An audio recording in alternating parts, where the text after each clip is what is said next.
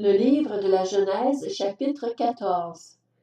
Durant leur règne, Amraphel, roi de Shinéar, Arjoc, roi d'Elassar, Kedorlaomer, roi de Lam, et Tidéal, roi de Gojim, firent la guerre à Béra, roi de Sodome, à Birsha, roi de Gomorre, à Shinéab, roi d'Adma, à Shemer-Héber, roi de Tseboïm, et au roi Béla, c'est-à-dire Tsoar.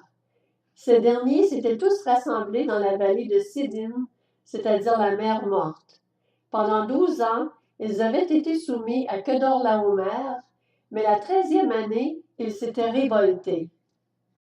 Cependant, la 14e année, Kedorlaomer et les rois qui étaient ses alliés se mirent en marche et bâtirent les Rephaïm à Ashteroth-Karnaïm, les Usim à Ham, les Eumim à Shavé, Kirjataïm, et les Horiens dans leur région montagneuse de Séir, jusqu'aux chaînes de Paran qui se trouvent près du désert. Puis ils repartirent, vinrent à Amishpat, c'est-à-dire Kadès, et bâtirent les Amalécites sur tout leur territoire, ainsi que les Amoréens installés à Hatzatson-Tamar. Alors les rois de Sodome, de Gomorre, d'Adma, de Tseboïm et de Béla, c'est-à-dire Tsoar, s'avancèrent.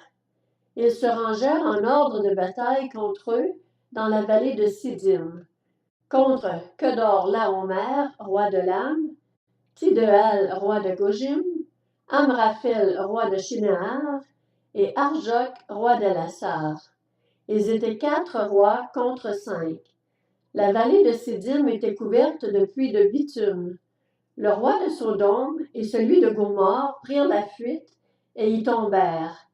Le reste s'enfuit vers la montagne. Les vainqueurs s'emparèrent de toutes les richesses de Sodome et de Gomorre et de toutes leurs provisions, puis ils s'en allèrent. Ils s'emparèrent aussi avec ses biens de Lot, le fils du frère d'Abraham, avant de s'en aller. C'est qu'il habitait à Sodome. Un rescapé vint l'annoncer à Abraham l'Hébreu. Celui-ci habitait parmi les chaînes de Mamré l'Amoréen, un frère d'Eshcol et d'Aner. En effet, ils avaient fait alliance avec lui. Dès qu'Abraham apprit que son neveu avait été fait prisonnier, il arma 318 de ses plus braves serviteurs, nés chez lui, et il poursuivit les rois jusqu'à Dan. Il divisa sa troupe pour les attaquer de nuit avec ses serviteurs. Il les battit et les poursuivit jusqu'à Shoba, qui est au nord de Damas. Il ramena toutes les richesses. Il ramena même son neveu, Lot, avec ses biens, ainsi que les femmes et le peuple. Lorsqu'Abraham revint de sa victoire sur Kedorlaomer et sur les rois qui étaient ses alliés, le roi de Sodome sortit à sa rencontre dans la vallée de Shavé, c'est-à-dire la vallée du roi. Melchisédek, roi de Salem, fit apporter du pain et du vin. Il était prêtre du Dieu Très-Haut.